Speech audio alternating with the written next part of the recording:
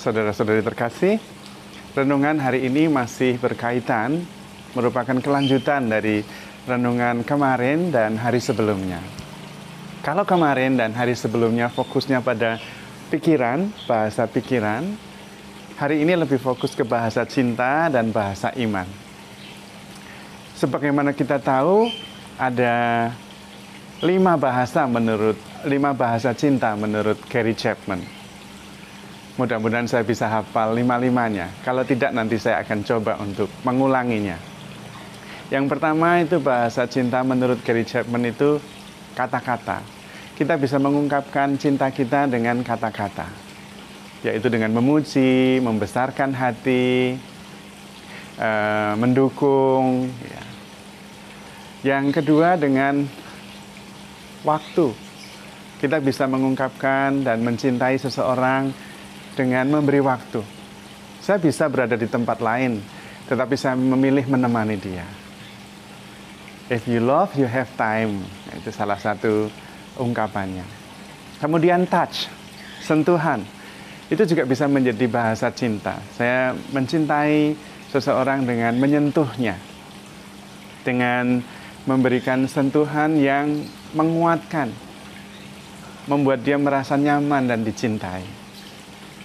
Kemudian bahasa yang berikutnya adalah service, pelayanan. Jadi saya mencintai dengan melayani dia. Kalau dia lagi sibuk, saya bantuin. Saya tolong. Saya memasakkan dia. Melakukan sesuatu untuk mengungkapkan rasa cinta saya. Dan bahasa cinta yang kelima adalah gift, hadiah. Saya bisa mencintai dengan memberinya hadiah. Yang memberi hadiah yang membuat dia bahagia, dia senang. Tidak harus besar.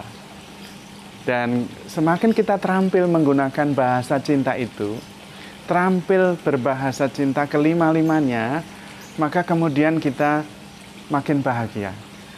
Nah, tujuan dari bahasa cinta adalah kita sendiri bahagia karena terampil mencintai. Itu fokusnya. Happy in loving.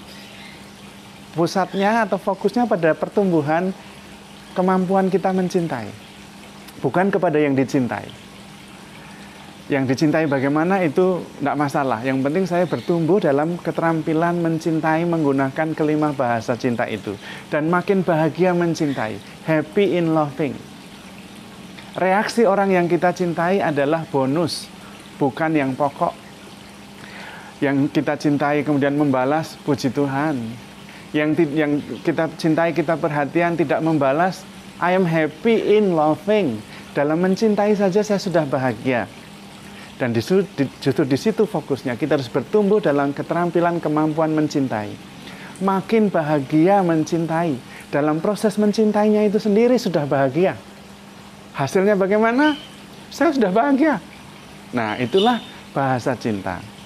Maka mencintai sebetulnya masalah kemampuan kita. Keterampilan kita mengungkapkan rasa cinta kita baik dengan bahasa, dengan pelayanan, dengan hadiah, dengan waktu, apa saja yang tadi 5 bahasa cinta itu.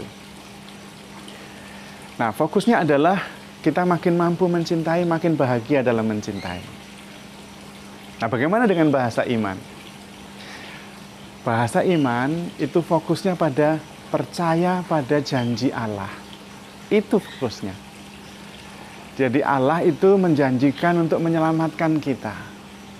Dan Tuhan selalu setia pada janjinya. Mazmur 111. Tuhan selalu ingat akan perjanjiannya.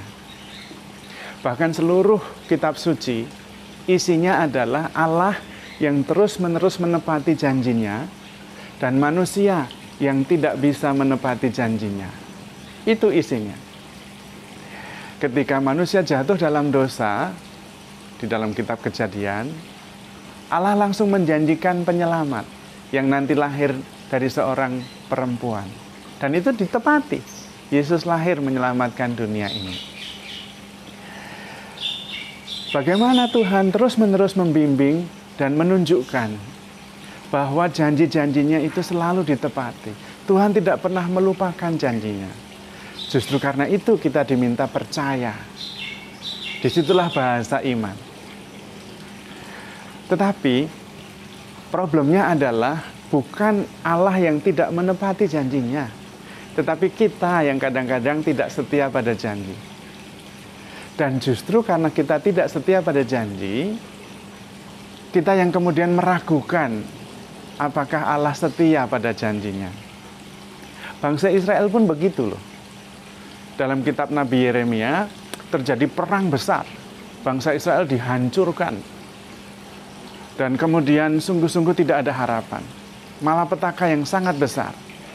Yeremia kalau dia keluar ke padang, dia melihat tubuh-tubuh yang ditembusi pedang.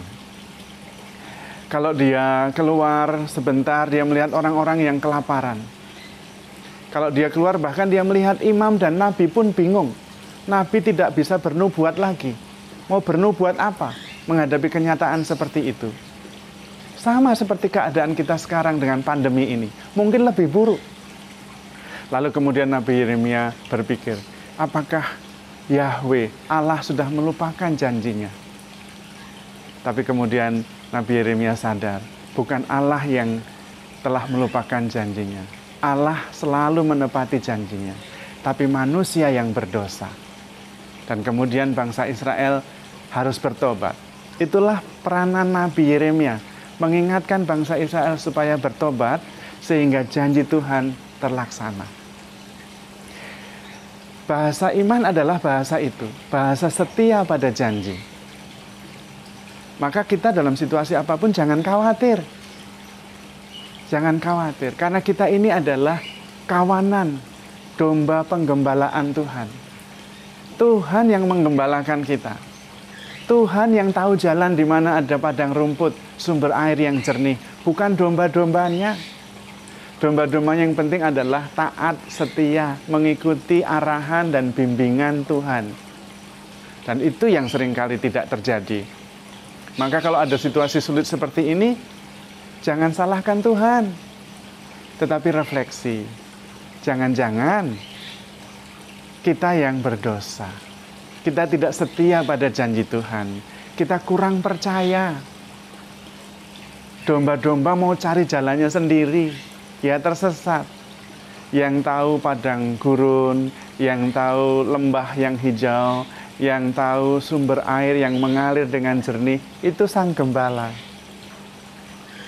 Dan Tuhan selalu setia pada perjanjiannya. Gembala kita itu gembala yang bijaksana. Maka kita diminta untuk percaya. Nah, itu bahasa iman. Mengandalkan Tuhan. Taat. Setia. Setia pada janji Tuhan. Dan yakin bahwa janji Tuhan pasti terlaksana. Karena sudah terbukti. Tinggal kita percaya atau tidak saja. Tuhan mau menyelamatkan kita, sudah dalam diri Yesus. Dan itu tidak mudah loh menyelamatkannya. Menderita bahkan wafat di kayu salib. Ya, Tuhan mau menemani kita, itu janjinya. Dan Tuhan Immanuel menemani kita. Sampai sekarang Tuhan masih berkarya. Kita tentu ingat renungan beberapa lalu bagaimana Tuhan masih memilih orang-orang suci sampai sekarang. Sebagai tanda bahwa Tuhan terus berkarya sampai hari ini. Tuhan tidak pernah melupakan janjinya. Yang paling penting adalah kita percaya, taat, setia. Itu adalah bahasa-bahasa iman. Kalau kita makin terampil dalam mempercayai janji Tuhan, makin terampil dalam memuji dan bersyukur kepada Tuhan, makin bahagia dengan menyembah Tuhan, maka seluruh hidup kita didasarkan pada iman dan cinta. Dan kalau kita terampil menggunakan bahasa cinta, happy in loving, bahagia dalam mencintai, kemudian terampil dengan menggunakan bahasa iman, mempercayai janji Tuhan, maka hidup kita didasarkan pada iman dan cinta. Dan kalau kita hidup berdasarkan iman dan cinta, kita hidup dalam kepenuhannya. Karena memang Tuhan datang untuk membawa kehidupan, supaya kita hidup dan hidup di dalam kepenuhannya. Maka bahasa pikiran saja tidak cukup. Harus menggunakan bahasa cinta. Karena yang membuat bahagia itu bukan pikiran, tapi cinta. Yang membuat damai dan tenang itu bukan pikiran. Justru pikiran yang membuat kita gelisah. Yang membuat damai dan tenang itu iman. Maka boleh, tentu boleh menggunakan pikiran. Tetapi harus seimbang, bahkan harus lebih besar. Kita harus mendasarkan hidup kita pada iman dan cinta. Supaya pikiran kita juga terarah pada hal-hal yang membawa damai dan kebahagiaan. Sehingga kita bisa hidup sepenuhnya. Hidup dalam kebahagiaan, hidup di dalam iman, hidup di dalam damai sejahtera, karena percaya pada janji Tuhan. Tuhan memberkati.